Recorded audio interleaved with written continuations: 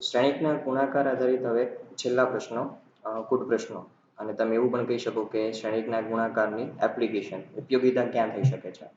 તો તેની મદદથી આપણે કેટલાક કુટ પ્રશ્નનો ઉકેલ મેળવી શકશું. હવે સૌપ્રથમ કુટ પ્રશ્ન ઉકેલવા માટે પહેલી નોંધ ધ્યાન રાખવાની કે દાખલામાં રકમમાં તમને કંઈક માહિતી આપેલી હશે કે જેમાં જે તે વસ્તુઓની સંખ્યા દર્શાવશે. તો વસ્તુઓની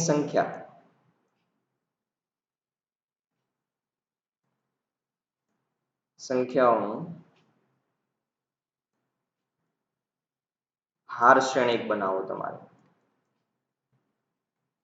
જો એક જ પ્રકારની વસ્તુ હોય તો એક હાર વાળો શ્રેણિક બનશે, એટલે કે હાર શ્રેણિક બનશે. જો બે પ્રકારની વસ્તુ આપેલી હશે તો તમારે બે હાર વાળો શ્રેણિક બનાવવાનો. અને એ જે તે વસ્તુની કિંમતો ઓકે એવું આપેલું છે કે પ્રતિ વસ્તુ દીઠ કિંમત, ભાવ અથવા મૂલ્ય, તો તેને તમારે સ્તંભ શ્રેણિક બનાવવાનો. ધારો કે આને આપણે એ કીધું હોય અને આને આપણે કીધું હોય બી, તો પછી તમને એવું કહેશે કે કુલ કિંમત કેટલી થશે, નફો કેટલો મળશે, અથવા તો તમામ વસ્તુઓ વેચાઈ જાય તો એને કેટલું મૂલ્ય પ્રાપ્ત થશે. તો આવું કોઈ બી માહિતી તમને પૂછી હશે તો તેની માટે આપણે શું કરી દેવાનું, તો કે એ ઇન્ટુ બી કરી દેવાનું. પહેલો શ્રેણિક છે એ શું છે, તો કે વસ્તુની સંખ્યા દર્શાવે છે જે તે. અને બી શ્રેણિક છે એ સિમ્પલ એવું કહી શકો કે શું હશે, પ્રતિ વસ્તુ દીઠ ભાવ, પ્રતિ વસ્તુ દીઠ ભાવ અથવા કિંમત. ઓકે, તો હવે આપણે ક્વેશ્ચન જોઈએ એટલે એક્ઝેક્ટ તમને આઈડિયા આવશે. તો આપણા 3.2 નો જ ક્વેશ્ચન છે. ક્વેશ્ચન નંબર 19 કે રકમમાં એવું કહેવામાં આવ્યું છે કે ટ્રસ્ટ પાસે ₹30,000 નું ભંડોળ છે. ટ્રસ્ટને આ ભંડોળ બે જુદા જુદા પ્રકારના, ખાસ ધ્યાન રાખવાનું કીધું કે બે જુદા જુદા પ્રકારના બોન્ડમાં રોકવું છે. હવે પ્રથમ બોન્ડ છે પ્રતિ વર્ષ 5% વ્યાજ આપે છે અને બીજો બોન્ડ છે પ્રતિ વર્ષ 7% વ્યાજ આપે છે. જો ટ્રસ્ટને વાર્ષિક વ્યાજ પહેલું જો ₹1800 જોઈએ અને બીજો પ્રશ્ન કે ₹2000 મેળવવું હોય તો ટ્રસ્ટે ₹30,000 બે બોન્ડમાં રોકવા માટે મૂડીના કેવા ભાગ કરવા પડશે તે શ્રેણિક ગુણાકારની મદદથી નક્કી કરો. તો આપણે સૌપ્રથમ પહેલો પ્રશ્ન ઉકેલીએ.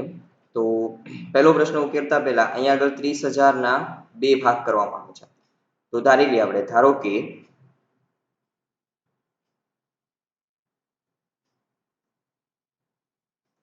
30,000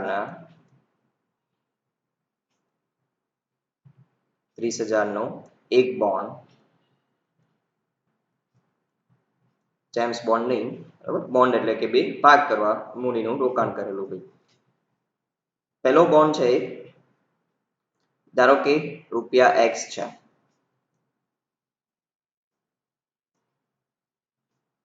અને જો પ્રથમ ભાગ છે ₹X હોય તો બીજો બોન્ડ કેટલા થવા જોઈએ વિચારો તો, 30,000 છે એમાંથી ₹X છે પ્રથમ બોન્ડ છે તો બીજો બોન્ડ છે કેટલો હોવો જોઈએ, તો કે 30,000 માઇનસ X કરી દેવા જોઈએ. તો ₹30,000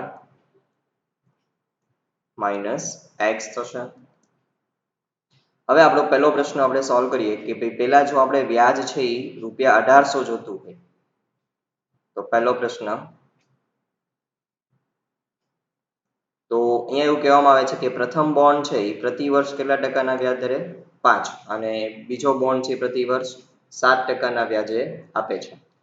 તો પહેલો બોન્ડ છે આપણો X છે અને બીજો બોન્ડ છે 30,000 માઇનસ X છે. તો અહીંયા પ્રથમ લખશું આપણે કે પ્રથમ બોન્ડ પ્રતિ વર્ષ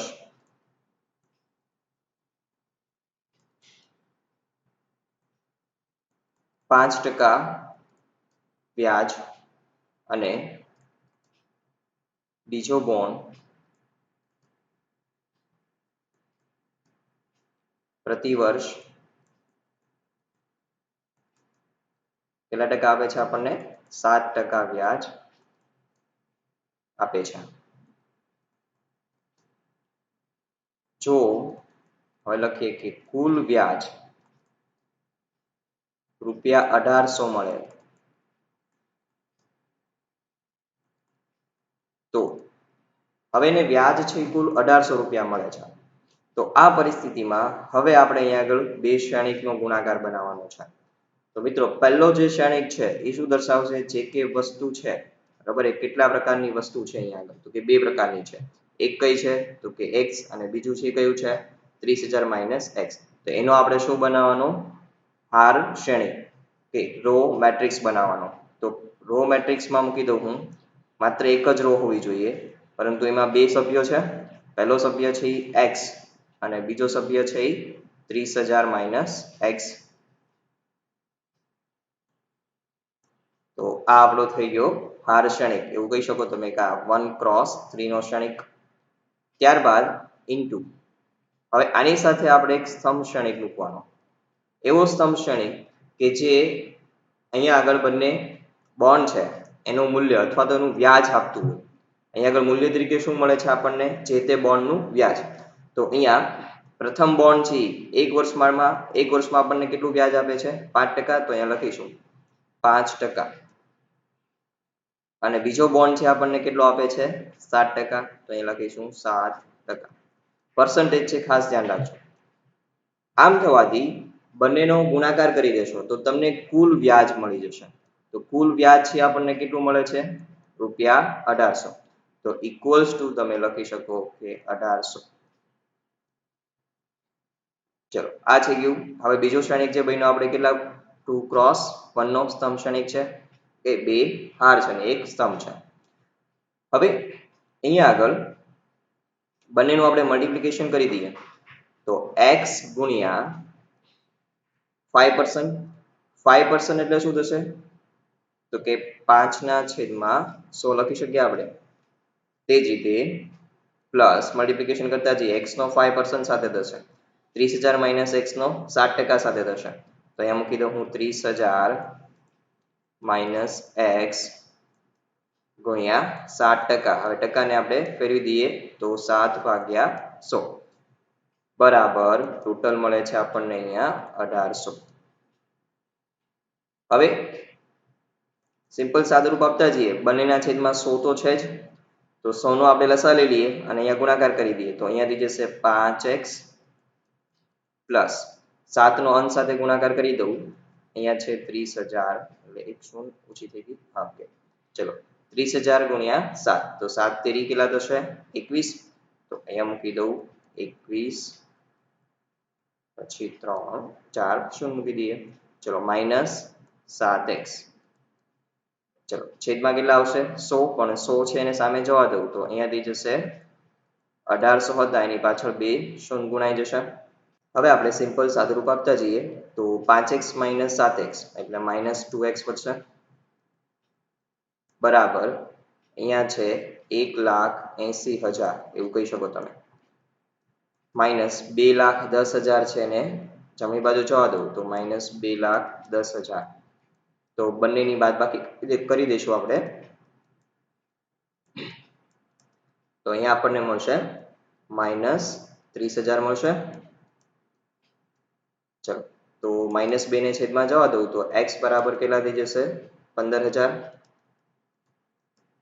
તેથી x બરાબર આપણને શું મળ્યું? 15,000. તેથી પ્રથમ બોન્ડ જે કેટલો થશે? ₹15,000. અને બીજો બોન્ડ છે કેટલો હતો? તો કે ₹30,000 માઇનસ x. તો x નું મૂલ્ય આપણે મૂકી દઈએ તો ₹30,000 માઇનસ 15,000. તો બાદબાકી કરશો એટલે ₹15,000 મળશે આપણને. તો આમ બંને બોન્ડનું મૂલ્ય કે જ્યારે વ્યાજ છે આપણે ₹1800 જોતું હોય ત્યારે બંને બોન્ડનું મૂલ્ય છે કેટલું થશે? 15,000 થશે. તો આમ જો વ્યાજ 1800 મેળવવું હોય જો વ્યાજ ₹1800 મેળવવું હોય તો બંને બોન્ડના મૂલ્ય કેટલા થશે? ₹15,000 થશે. બંને છે સમાન ભાગમાં વેચાવા જોઈએ. ચલો આ જ રીતે છે ક્વેશ્ચન નંબર 2. તો ક્વેશ્ચન નંબર 2 બીજો ક્વેશ્ચન જે છે કે જ્યાં તમારે જો 2000 મેળવવું હોય વ્યાજ, ઓકે, તો કેટલા ભાગમાં વેચવું જોઈએ? તો મિત્રો આ જ દાખલો છે, એમાં માત્ર ફરક ક્યાં આવશે કે અહીંયા આગળ તમારે 1800 ની જગ્યાએ કેટલા મૂકવાના છે? 2000, અને પછી સેમ ગણતરી તમારે આગળ કરવાની છે. તો હવે બી પ્રશ્ન છે હું તમારા પર છોડું છું, હવે તમને આવડી શકશે. આ જ રીતે ક્વેશ્ચન નંબર 20 છે. એમાં કહેવામાં આવ્યું છે કે સવિશેષ શાળાના પુસ્તક ભંડારમાં 10 ડઝન રસાયણ વિજ્ઞાનના પુસ્તકો, 8 ડઝન ભૌતિક વિજ્ઞાનના, 10 ડઝન અર્થશાસ્ત્રના પુસ્તકો છે. તેમની વેચાણ કિંમત અનુક્રમે આપી દીધી છે. હવે જો વેચાણ કિંમત છે એ ધ્યાન રાખો કે પર પીસ એટલે કે એક પુસ્તક દીઠ હોય છે, ઓકે, ડઝન દીઠ કિંમત નથી હોતી. ઓકે, તો અહીંયા આગળ ₹80 જે આપ્યા છે એ શું છે? તો કે રસાયણ વિજ્ઞાનના એક પુસ્તક દીઠની કિંમત છે. ₹60 છે ભૌતિક વિજ્ઞાનના એક પુસ્તક દીઠની કિંમત છે. તો એ વસ્તુ ખાસ ધ્યાન રાખશું. ત્યારબાદ પુસ્તક ભંડાર બધા જ પુસ્તકોનું વેચાણ કરી દે તો ક્ષણિક બીજગણિતની મદદથી ભંડારને કેટલી રકમ મળશે તે મેળવો. તો અહીંયા જુઓ, વસ્તુઓની સંખ્યા આધારિત જે આપણે ક્ષણિક બનાવશું એ કયો બનશે? હાર ક્ષણિક બનશે. અને તેની કિંમત આધારિત જે બી હશે એ સ્તંભ ક્ષણિક બનાવશું. તો અહીંયા પુસ્તકોની સંખ્યા છે પેલા લખીએ આપણે કેટલી કેટલી છે? તો કે અહીં 10 ડઝન રસાયણ વિજ્ઞાન, પછી 8 ડઝન ભૌતિક વિજ્ઞાન અને 10 ડઝન અર્થશાસ્ત્ર. તો એટલી બુકો છે. હવે દરેકની અનુક્રમે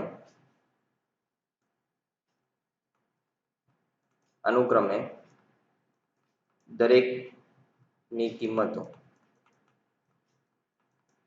₹80, ₹60 અને ₹40 પ્રતિ પુસ્તક છે. આમ એવો કોઈ સ્પષ્ટ શબ્દો નથી લખ્યો, પણ એ આપણે સમજવું જોઈએ કે કોઈ દિવસ 10 ડઝન રસાયણ વિજ્ઞાનના પુસ્તકો છે ₹80 માં ન મળે. ઓકે, એટલે કે પ્રતિ પુસ્તક દીઠ ₹8 કિંમત ન હોઈ શકે. એટલા માટે અહીંયા આગળ આ જે છે મૂલ્ય પ્રતિ પુસ્તક દીઠ છે. તો હવે કુલ રકમ કેટલી મળશે? તો એ આપણે લખીએ, પુસ્તક ભંડારને મળતી કુલ રકમ બરાબર. તો તેની માટે આપણે પહેલો ક્ષણિક બનાવશું બરાબર. તો તેની માટે આપણે પહેલો ક્ષણિક બનાવશું વસ્તુઓની સંખ્યા આધારિત. તો પહેલો 10 ડઝન છે એ રસાયણ વિજ્ઞાનના પુસ્તકો, 8 ડઝન છે ભૌતિક વિજ્ઞાનના અને 10 ડઝન છે એ અર્થશાસ્ત્ર. હવે અનુક્રમે તેના મૂલ્ય તો ઇન્ટુ મૂલ્ય છે 80, 60 અને 40. પરંતુ જો આવું કરીએ આપણે તો એક ભૂલ કરીએ છીએ કે આ જે મૂલ્યો આપ્યા છે એ પ્રતિ પુસ્તક દીઠ છે, જ્યારે આ વસ્તુઓની સંખ્યા તમે લખી છે એ ડઝન આધારે લખી છે. તો આપણે ડઝનમાંથી દરેકનું એક મૂલ્ય, દરેકની વસ્તુઓની સંખ્યા કેટલી હશે ડઝનમાંથી ફેરવી દઈએ આપણે. તો એક ડઝનમાં કેટલા નંગ હોય? તો કે 12 નંગ હોય. તો ટોટલ કેટલા થશે? તો કે આ આખું મૂલ્ય જે હોય એને ગુણ્યા આપણે 12 કરી દઈએ. ઓકે, તો આપણને પ્રતિ નંગ દીઠ કિંમત મળી જશે. ઓકે, તો આમ જુઓ 10 ડઝન છે એ રસાયણ વિજ્ઞાનના પુસ્તક છે, તો એવું કહી શકીએ આપણે કે 10 ડઝન એટલે કે 120 નંગ છે રસાયણ વિજ્ઞાનના પુસ્તકો હશે. પછી 12 × 8 = 96, તો 96 નંગ છે એ રસાયણ વિજ્ઞાનના ભૌતિક વિજ્ઞાનના પુસ્તકો હશે. અને એ જ રીતે 120 છે એ અર્થશાસ્ત્રના પુસ્તકો હશે. તો આમ આ જે મલ્ટિપ્લિકેશન કરી દેશું એને સાથે 12 છે એન્ડમાં આપણે મલ્ટીપ્લાય કરી દેશું તો આમ આપણને કુલ રકમ મળી જશે. ચલો તો મલ્ટિપ્લિકેશન મૂકી દઉં. 12 છે હું એઝ ઇટ ઇઝ રાખીશ. સૌપ્રથમ મલ્ટિપ્લિકેશન કરી દઈએ અહીંયા તો 10 ગુણ્યા 80 એટલે 800 પ્લસ 8 ગુણ્યા 60 8 છક 48 એટલે 480 પ્લસ 10 ગુણ્યા 40 એટલે 400 થશે. તો આમ 12 ગુણ્યા ચલો સરવાળો કરી દઈએ તો 800 ને 400 એટલે 1200 1200 ને 480 એટલે કેટલા થશે કે 1680 થશે. હવે આ મલ્ટિપ્લિકેશન કરી દઈએ 1680 ગુણ્યા 12 ચાલો તો 12 ગુણ્યા 1680 એટલે કેટલા મળશે 21,160 એટલે કે આપણને મળે છે 20,160 રૂપિયા. તો આમ પુસ્તક ભંડારને કુલ રૂપિયા 20,160 ની રકમ મળશે. ચલો હવે 3.2 સ્વાધ્યાયના છેલ્લા બે પ્રશ્નો કે જે મલ્ટિપ્લિકેશન આધારિત છે અને મલ્ટિપ્લિકેશનના ખાસ શરત આધારિત પ્રશ્નો છે. હવે ક્વેશ્ચન તમને આપી દીધો છે કે ક્વેશ્ચનમાં એવું કહેવામાં આવી દીધું છે કે 5 મેટ્રિક્સ છે આપણી પાસે x y z w અને p અનુક્રમે તેમની કક્ષા પણ આપી દીધી છે આ રીતની છે.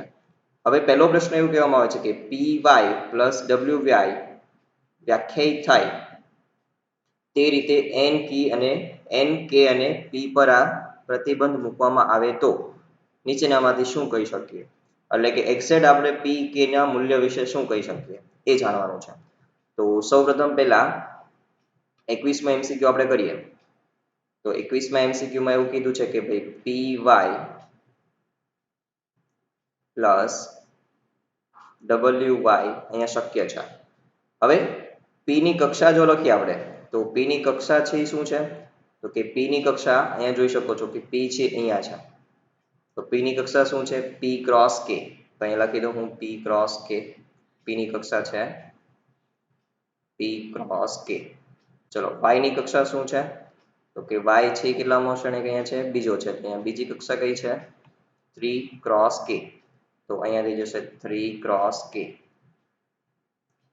ત્યારબાદ w ની કક્ષા તો કે w કક્ષા છે એ w કેટલામો શ્રેણી છે ચોથો તો અહીંથી ચોથી કક્ષા કઈ છે n ક્રોસ k તો અહીંયા મૂકી દઉં n ક્રોસ k. ચલો y ની કક્ષા લખી જ છે આપણે 3 ક્રોસ k. હવે સૌપ્રથમ આપણે મલ્ટિપ્લિકેશન ની શરત પર જતા રહીએ તો જો અહીંયા આગળ p into y છે શક્ય છે એનો મતલબ કે આપણી કઈ શરત હતી c equals to r પહેલા શ્રેણિકમાં કોલમની સંખ્યા બીજા શ્રેણિકમાં હારની સંખ્યા સમાન હોવી જોઈએ. તો અહીંયા શું છે k અને અહીંયા શું છે હારની સંખ્યા 3 તો આમ અહીંયા આપણે એવું એક તારણ આપી શકીએ કે k બરાબર કેટલા થઈ ગયા 3. ચલો એક તારણ આપણને આવું મળ્યું છે.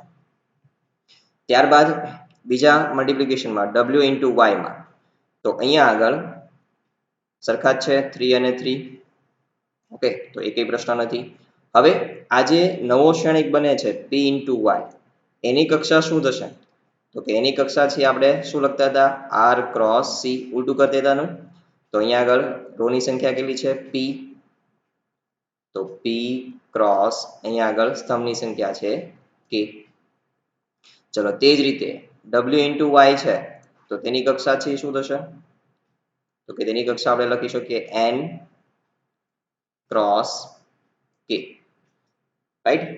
હવે આ બંને વચ્ચે એડિશન પણ છે શક્ય છે તો સરવાળાના આપણે ગુણધર્મોમાં સમજી ગયા હતા કે એવા શ્રેણિક હોય કે જો તેમની કક્ષા સરખી હોય સમાન હોય તો જ તેમનું પ્લસ એટલે કે એડિશન થઈ શકે છે. તો અહીંયા આગળ જો આ બંનેનું એડિશન શક્ય હોય તો આપણે એવું લખી શકીએ કે k અને n છે સરખા થવા જોઈએ સોરી p અને n છે સરખા થવા જોઈએ અહીંયા આગળ p અને કોણ સરખું હોવું જોઈએ n અને અહીંયા તો k છે જ એટલે તો સમાન જ છે તો આમ આના પરથી આપણે કેવું તારણ આપી શકીએ કે p છે એ n ને સમાન હોવું જોઈએ. તો આમ અહીંયા આગળ આપણી પાસે ઓપ્શનમાં જોઈએ તો ઓપ્શન એ છે એ રાઈટ છે, કારણ કે k = 3 અને p બરાબર n. ચલો તે જ રીતે આપણે 22મો MCQ સોલ્વ કરીએ. તો 22મા MCQ માં શું કીધું છે કે ભાઈ n બરાબર p છે, તો 7x - 5z ની કક્ષા કઈ હોઈ શકે? ચલો x ની કક્ષા છે આપણે લખીએ. x ની કક્ષા છે કેટલી છે? તો કે પહેલો શ્રેણિક છે તો અહીંયા છે 2 × n. 2 × n. z ની કક્ષા કેટલી છે? તો z ની કક્ષા છે એનો ક્રમાંક ત્રીજો છે અહીંયા, તો અહીંથી ત્રીજી કક્ષા છે કઈ છે? 2 × p. તો અહીંયા મૂકી દઉં હું 2 × p. હવે બંને વચ્ચે બાદબાકી છે શક્ય છે, તો એનો મતલબ કે આ બંને કક્ષાઓ છે સમાન હોવી જોઈએ. તો 2 અને 2 તો સમાન છે જ, બંનેમાં હારની સંખ્યા તો સરખી જ છે, તો સ્તંભની સંખ્યા પણ સરખી જ હોવી જોઈએ. એટલે શું હોવું જોઈએ? n = p હોવું જોઈએ, રાઈટ. હવે અહીંયા આગળ n = p તો આપણને કહી દીધું છે. તો હવે નીચેનામાંથી ઓપ્શન જે છે આપણો એ કયો લખી શકીએ? તો જો 2 × n લખી શકો, બંનેની કક્ષા છે 2 × n હોવી જોઈએ, અથવા તો બંનેની કક્ષા છે 2 × p, કારણ કે n અને p છે કેવા છે? સમાન છે. તો ઓપ્શન પ્રમાણે જોવા જઈએ આપણે તો કયો સાચો લખી શકશું?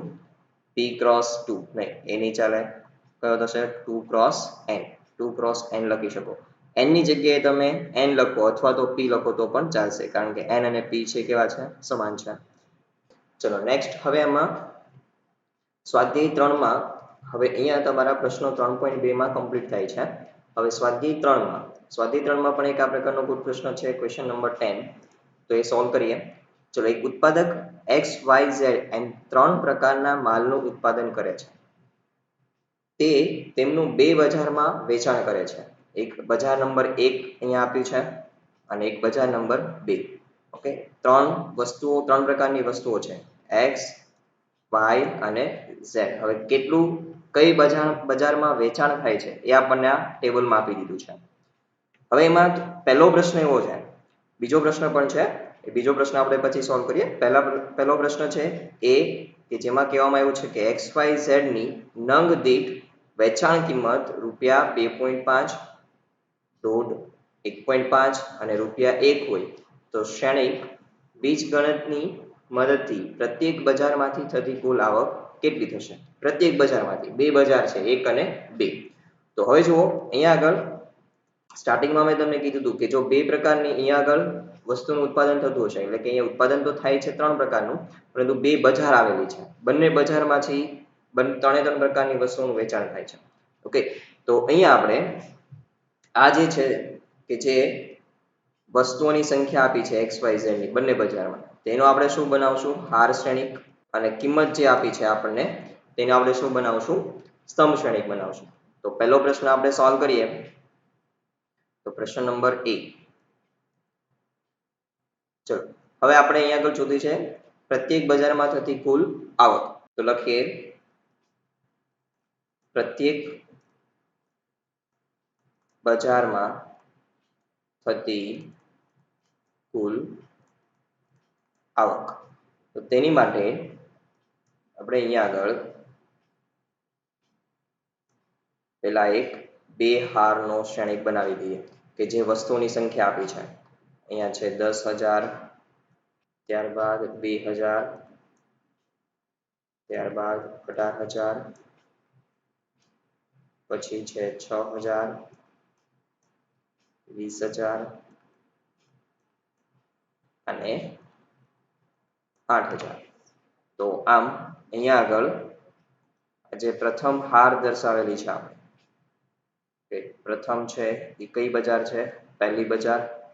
અને સેકન્ડ હાર છે એ કઈ બજારમાં થતું વેચાણ છે? સેકન્ડ, બીજી હાર. અને અહીંયા આગળ જે પ્રથમ સ્તંભમાં સંખ્યા છે વસ્તુ x ની સંખ્યા છે, પછી છે વસ્તુ y ની સંખ્યા અને z પ્રકારની વસ્તુની સંખ્યા દર્શાવેલી છે. હવે આપણે અહીંયા આ શ્રેણિકની સાથે ગુણાકારમાં સ્તંભ શ્રેણિક મૂકીએ કે જે મૂલ્ય દર્શાવતું હોય. તો અહીંયા આગળ મૂલ્ય છે અનુક્રમે આપણને કેટલા આપ્યા છે? વેચાણ કિંમત કેટલી આપી છે? 2.5, 1.5 અથવા 50 બંને લખી શકો છો અને 1 રૂપિયો.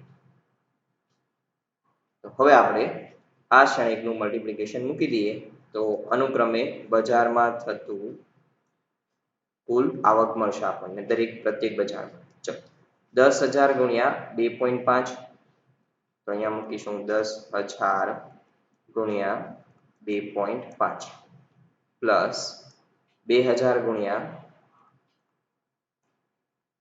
1.5 પ્લસ 18,000 ગુણ્યા 1 એટલે 18,000 થશે તો 18,000 ગુણ્યા 1.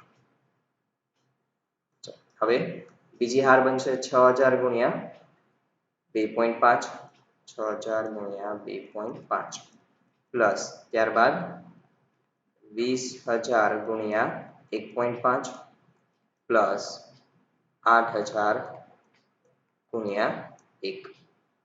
તો આમ આપણને અહીંયા મળે છે, ચલો મલ્ટીપ્લિકેશન મૂકતા જઈએ આપણે તો 10,000 ગુણ્યા 2.5 ચલો 10,000 ગુણ્યા 2 કરશો એટલે કેટલા થશે 20,000 અને 0.5 એટલે અડધા તો 5,000 થશે. તો આમ તમે મલ્ટીપ્લિકેશન કેલ્ક્યુલેટરમાં મલ્ટીપ્લિકેશન કરી શકો છો, તમને 25,000 મળશે અહીંયા પ્લસ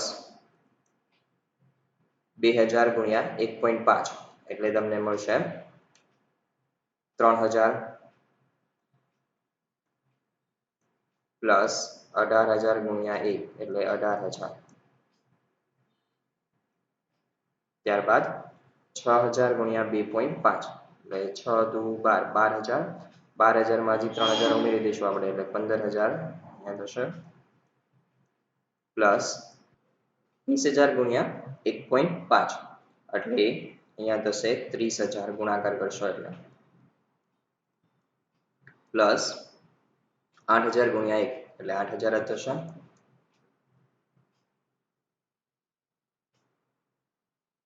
ચલો હવે આપણે આ મલ્ટીપ્લિકેશન છે ને આગળ વધારીએ.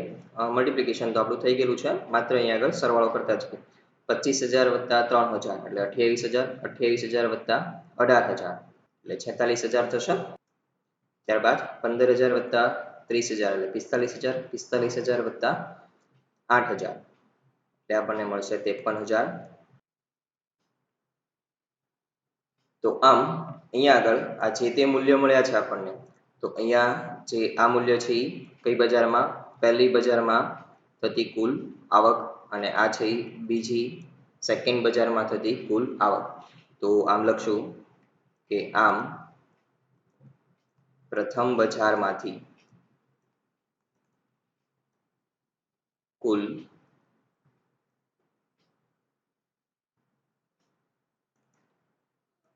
₹46,000 અને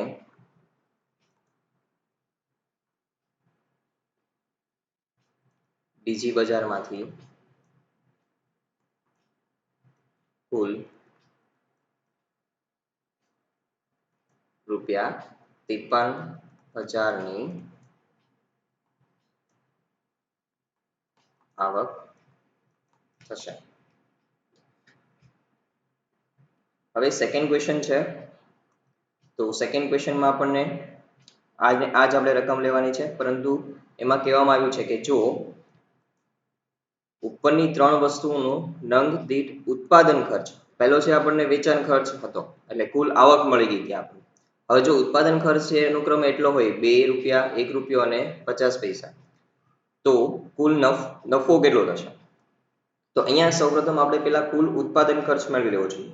આવક તો આપણે પહેલા પ્રશ્નમાં મેળવેલી જ છે, તો ત્યારબાદ આપણે આવકમાંથી ઉત્પાદન ખર્ચ બાદ કરી દઈશું. તો આમ હવે આપણે ઉત્પાદન ખર્ચ મેળવીએ તો બી પ્રશ્નમાં લખીશું કે કુલ ઉત્પાદન ખર્ચ બંને બજાર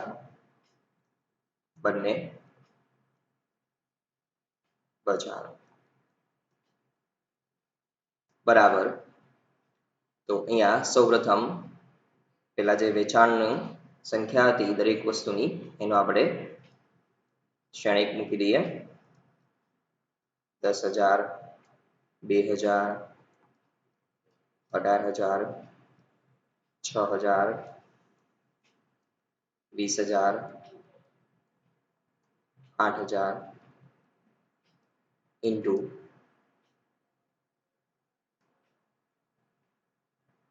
2, 1 અને 50 પૈસા. એટલે આપણે રૂપિયામાં જોઈને કન્વર્ટ કરવું હોય તો 0.5 રૂપિયા કહી શકીએ, એટલે 1/2 રૂપિયા પણ કહી શકીએ. તો આ થઈ ગયો તેની કિંમતનો સ્તંભ શ્રેણિક. હવે આપણે મલ્ટિપ્લિકેશન મૂકતા જઈએ એટલે આપણને કુલ ઉત્પાદન ખર્ચ મળી જશે. ચલો 10,000 ગુણ્યા 2 એટલે 20,000 પ્લસ 2,000 ગુણ્યા 1 2,000 પ્લસ 18,000 ગુણ્યા 0.5 એટલે 1/2 એટલે થઈ જશે 9,000, હાફ થઈ જશે. ચલો બીજી બજારના ખર્ચ મેળવતા જઈએ તો 6,000 ગુણ્યા 2 એટલે 12,000 થશે, પ્લસ 20,000 ગુણ્યા 1 એટલે 20,000 થશે, પ્લસ 8,000 ગુણ્યા 0.5 એટલે થશે 4,000. હવે આપણે સરવાળો મૂકી દઈએ તો અહીંયા થશે 20,000 પ્લસ 2 એટલે 22,000, 22,000 પ્લસ 9,000 એટલે થશે 31,000. પ્રથમ બજારમાં કુલ ઉત્પાદન ખર્ચ, પ્રથમ બજારમાં જે વસ્તુ વેચાય છે એનો કુલ ઉત્પાદન ખર્ચ 31,000. ત્યારબાદ 12 પ્લસ 20 એટલે 32 થશે, 32 વત્તા 4,000 એટલે થશે 36,000. તો બીજી બજારમાં જે વસ્તુનું વેચાણ થાય છે એનું કુલ ઉત્પાદન ખર્ચ 36,000 થાય છે. તો આ થઈ ગયું પ્રથમ બજાર માટે અને આ થઈ ગયું સેકન્ડ બજાર માટે કુલ ઉત્પાદન ખર્ચ. હવે આપણે ચલો તો બંને બજારમાં વેચાયેલી વસ્તુનો ઉત્પાદન ખર્ચ આપણને મળી ગયો છે. તો અહીંયા હું લખીશ તેથી પ્રથમ બજારમાં વેચાયેલ વસ્તુનો ઉત્પાદન ખર્ચ બરાબર રૂપિયા 31,000 થશે. અને બીજી બજારમાં વેચાયેલ વસ્તુઓનો ઉત્પાદન ખર્ચ તો એ થશે રૂપિયા 36,000. હવે આપણે પ્રશ્ન નંબર A માં જે વેચાણ કિંમત આપી હતી એના પરથી કુલ આવક જે કરી હતી એ લખીએ. તો અહીંયા હું લખીશ કે પ્રશ્ન નંબર A પરથી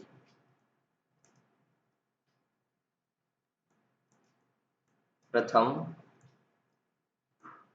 બજારમાં થતી કુલ આવક બરાબર.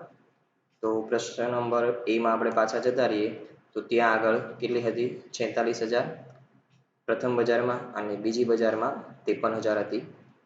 તો હવે આપણે આપણા પ્રશ્નમાં આવી જઈએ તો પ્રથમ બજારમાં થતી કુલ આવક રૂપિયા 46,000 અને બીજી બજારમાં થતી કુલ આવક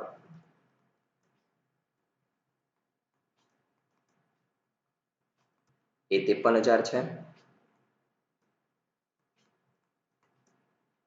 તો હવે આપણે અહીંયા મેળવવાનું છે કુલ નફો.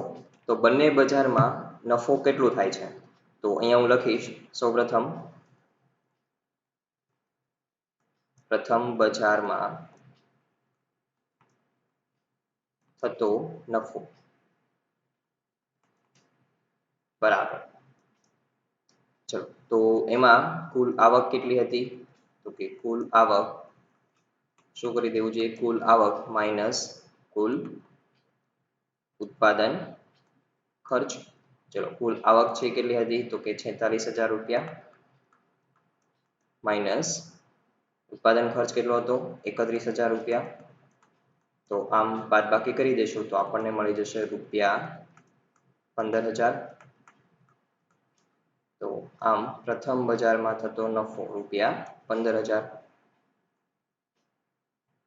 ચલો ત્યારબાદ લખીએ કે બીજી બજારમાં થતો નફો બરાબર બીજી બજારમાં થતી આવક માઇનસ ઉત્પાદન ખર્ચ છે. તો બીજી બજારમાં થતી આવક કેટલી હતી તો કે 53,000 માઇનસ ઉત્પાદન ખર્ચ બીજી બજારનો કેટલો હતો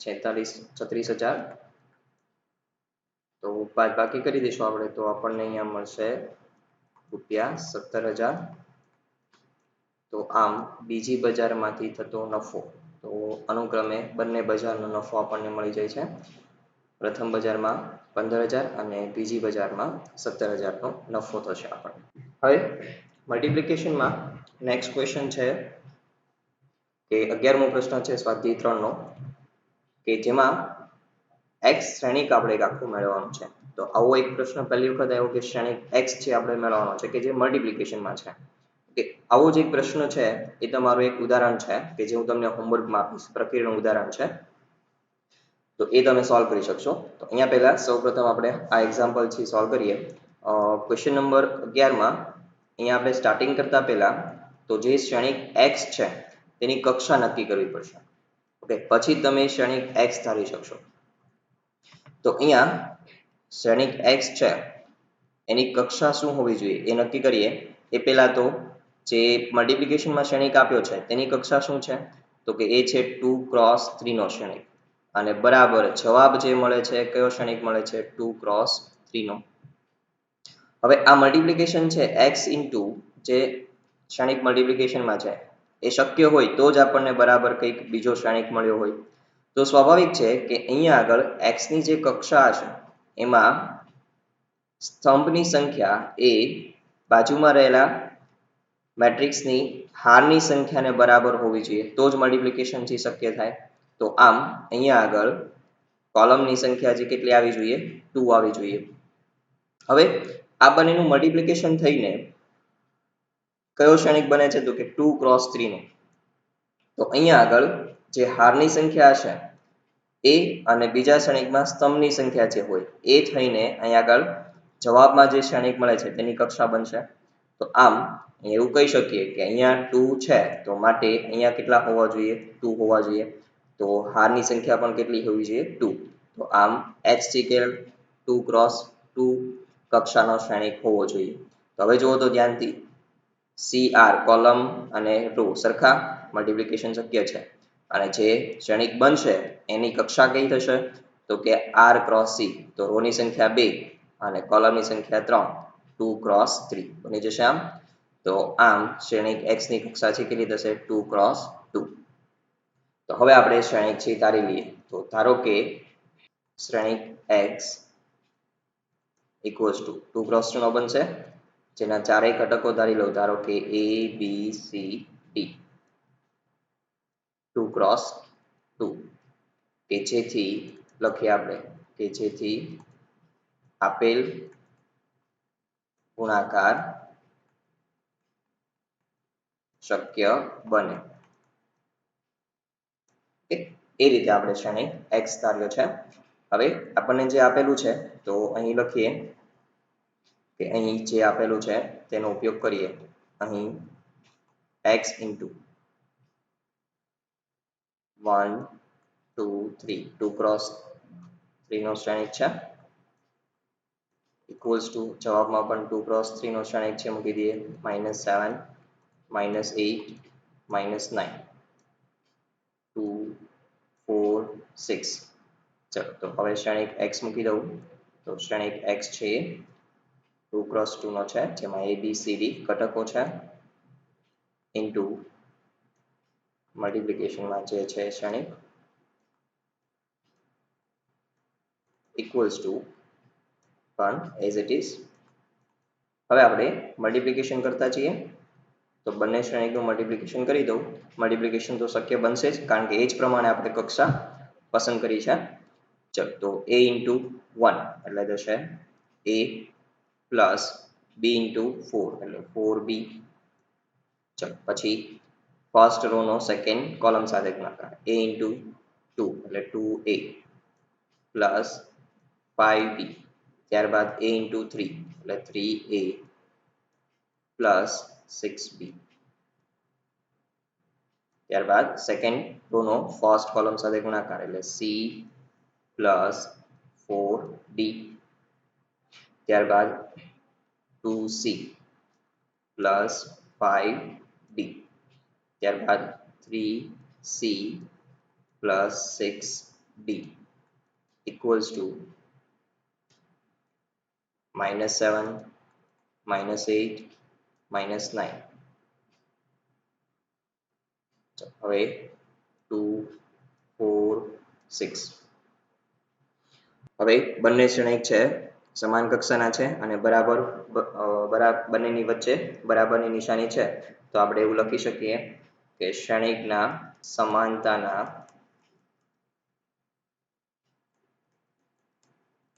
ગુણધર્મ પરથી સરખાવી દઈએ દરેક ઘટકોને. તો સરખાવતા જઈએ તો a પ્લસ 4b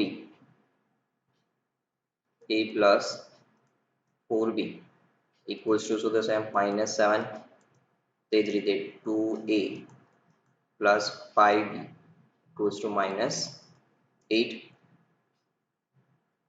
ચલો અને આપણે સમીકરણ નંબર 1 આપી દઈશું અને આપણે સમીકરણ નંબર 2 આપી દઈશું. ત્યારબાદ ત્રીજું સમીકરણ થશે 3a plus 6b equals to -9, સમીકરણ નંબર 3. પછી c plus 4d equals to 2 થશે, સમીકરણ નંબર 4. પછી 2c plus 5d equals to 4, સમીકરણ નંબર 5. ત્યારબાદ 3c plus 6d equals to 6, સમીકરણ નંબર 4. હવે અહીંયા આપણે યોગ્ય રીતે કોઈ બી બે સમીકરણ a અને b માટે કોઈ બી બે સમીકરણ પસંદ કરીને તેનો ઉકેલ મેળવી દઈએ તો આપણને a b મળી જશે. તો હવે આપણે એવું લખીએ કે ભાઈ સમીકરણ 1 અને 2 પરથી હવે તમે સીધો જ અહીંયા ઉકેલ મેળવી શકો છો. તો સમીકરણ a અને b નો ઉકેલ મેળવી દઈએ તો તમને a બરાબર તમારે જાતે સોલ્વ કરવાનું છે. અહીંથી a અને b આદેશની રીત કે તમે કોઈ બી રીત વાપરી શકો છો. તો એ બંનેનો ઉકેલ મેળવી દો એટલે a બરાબર તમને મળશે 1 અને b બરાબર મળશે તમને -2. તો આમ a અને b આપણને મળી જાય છે. ચલો તે જ રીતે હવે સમીકરણ c અને d ને આપણે પસંદ કરી લઈએ કે c અને d વાળા જે હોય તો 4 અને 5 થી આપણે સમીકરણ સોલ્વ કરી દઈએ તો સમીકરણ નંબર 4 અને 5 પરથી અથવા તેને ઉકેલતા c બરાબર અને d બરાબર, તો c બરાબર તમને મળશે 2, તમારે જાતે ઉકેલ મેળવવાનો છે, અને d બરાબર આવશે 0. આદેશની રીત છે યોગ્ય રહેશે. ઓકે, એટલા માટે હું નથી કરાવતો અહીંયા. તો આમ a b c d મળી જાય છે. તેથી આપણે મેળવવાનો હતો શ્રેણિક x. તેથી શ્રેણિક x ઇક્વલ્સ ટુ જે આપણે ધાર્યો તો a b c d. તેથી શ્રેણિક x ઇક્વલ્સ ટુ તો માપેલ શ્રેણિક થઈ જશે 1 -2 2 અને 0. તો જે છે આપણો એ માગેલ શ્રેણિક x. તો આ રીતે તમે કોઈ બી શ્રેણિક મલ્ટીપ્લિકેશનમાં હોય કે જે મેળવવાનો હોય તો તમે મેળવી શકો છો. હવે આપણે સ્વાધ્યાય 3 ના જ કેટલાક MCQ છે તે જોઈએ. 13મો MCQ છે કે જેમાં a બરાબર 2 × 2 નો શ્રેણિક આપી દીધો છે અને a² બરાબર i પણ આપી દીધું છે. તો નીચેનામાંથી કયું સમીકરણ છે સાચું બનશે?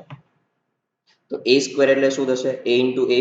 તો આપણે a * a કરી દઈએ તો alpha beta gamma minus alpha into ફરી પાછું આલ્ફા બીટા. a² એટલે a * a કરવાનું gamma two minus alpha equals to i. i એટલે શું થશે? એકમ શ્રેણિક 1 0 0 1. 2 × 2 નો આપણે એકમ શ્રેણિક લઈશું. ચલો હવે મલ્ટિપ્લિકેશન કરી દઈએ તો મલ્ટિપ્લિકેશન કરતા આલ્ફા ઇન્ટુ આલ્ફા એટલે શું થશે alpha square beta into gamma એટલે પ્લસ બીટા ગામા ત્યારબાદ આલ્ફા ઇન્ટુ બીટા એટલે શું થશે alpha beta beta into minus alpha એટલે માઇનસ આલ્ફા બીટા લખી શકીએ આપણે એટલે એ કટ થઈ જશે 0 થઈ જવાનું છે ત્યારબાદ ગેમા ઇન્ટુ આલ્ફા એટલે અહીંયા હું લખી શકું alpha into gamma minus alpha into gamma તો આ બી કેન્સલ થઈ જવાનું છે ત્યારબાદ બીટા ઇન્ટુ ગામા એટલે લખી શકીએ beta gamma minus minus plus થઈ જશે plus alpha square equals to 1001 હવે સરખાવી દઈએ તો આ તો 0 છે અને આ બી 0 છે તો માત્ર આ કિંમતને સરખાવી શકીએ જુઓ અહીંયા અને આ પદ બંને સમાન જ છે તો જેને બરાબર સાથે શ્રેણિકના સમાંતરના ગુણધર્મ પરથી સરખાવી દઈએ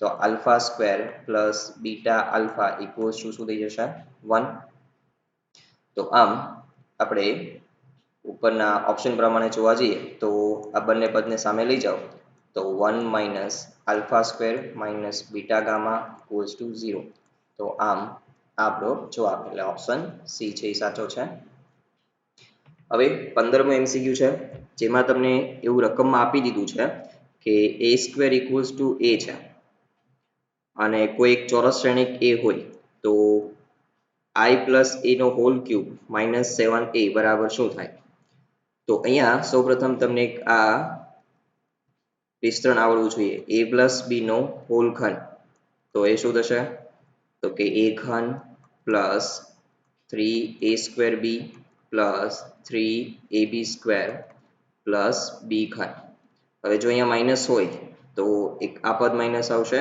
અને એક b ઘન વાળું પદ માઇનસ આવશે તો આનો આપણે ઉપયોગ કરીએ તો જેની કિંમત મેળવવાની છે કે ભાઈ i પ્લસ a નો ઘન માઇનસ 7a આ કિંમત આપણે મેળવી છે તો વિસ્તરણ કરી દઉં તો અહીંયા થઈ જશે આ નિત્યસમ પ્રમાણે i ઘન plus 3 into i square a plus 3 into i a square plus a ઘન માઇનસ 7a ચલો i ઘન i ની ગમે એટલી ઘાત કરશો હંમેશા i જ મળશે પ્લસ i સ્ક્વેર તો પણ i મળવાનું છે તો અહીંયા થઈ જશે 3i into a plus 3 into i હવે a સ્ક્વેર તો a સ્ક્વેર બરાબર એ રકમમાં કહી દીધું છે કે આ સ્વીકારવાનું છે શા માટે આવું થાય છે નથી જોવાનું આપણે પરંતુ a સ્ક્વેર બરાબર એ આપી દીધું છે એટલે સ્વીકારી લઈશું તો a સ્ક્વેર બરાબર એ મૂકી શકીશ અહીંયા હું પ્લસ હવે a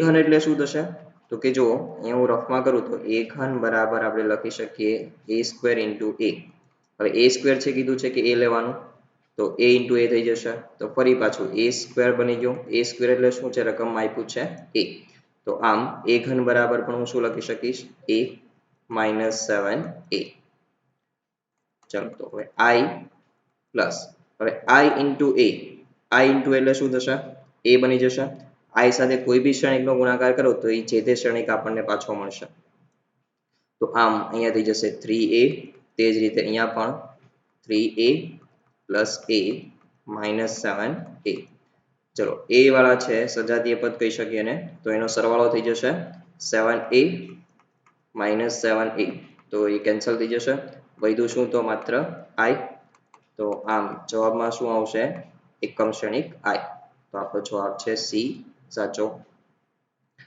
હવે અહીંયા તમારા મલ્ટિપ્લિકેશન આધારિત પ્રશ્નો છે અત્યાર સુધીની થિયરી આધારિત પ્રશ્નો છે કમ્પ્લીટ થઈ ગયા તો હવે તમારે હોમવર્કમાં કરવાનું છે ઉદાહરણ નંબર 20 28 3.2 માં આજે જે 4 દાખલાઓ ગણ્યા એ અને સ્વાધ્યાય 3 માં પણ આજના જે 4 દાખલાઓ છે એ તો હવે નેક્સ્ટ લેક્ચરમાં આપણે નવો ટોપિક સ્ટાર્ટ કરશું